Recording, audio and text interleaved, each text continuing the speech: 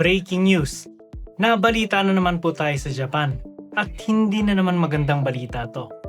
3 tao ang kumpirmadong patay nang gumuha ang tinatayong gusali sa Angeles City, Pampanga kahapon ng May 24, 2026.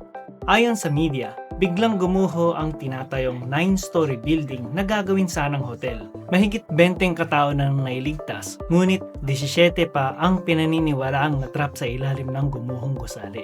Kaya naman minamadali na ang pag-rescue upang mailigtas sila. 3 katao ang binawi ng buhay kasama ang isang Malaysian national na nadamay malapit sa pagguho ng gusali.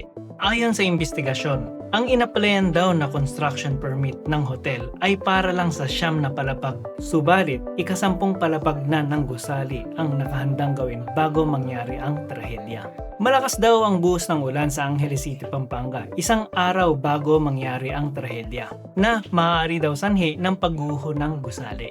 Nagsasagawa na ng karagdagang investigasyon ng mga lokal na otoridad upang malaman ang tunay na sanhi ng aksidente. Nakakalungkot ang ganitong balita at masakit isipin na madaming buhay ang bigla na lang nawala at nasa peligro dahil sa substandard na construction at sa pineking permit. Mas masakit na may nadamay at nasawi pang foreigner at dumating pa itong balita na to sa ibang bansa. Kaya para sa mga kababayan natin, bago kayo tumanggap ng lagay, isipin nyo muna kung ilang buhay ang nakataya dyan. Isipin nyo rin, hindi lang reputasyon mo ang apektado, kundi ang buong kalahi mo at ang buong bansa.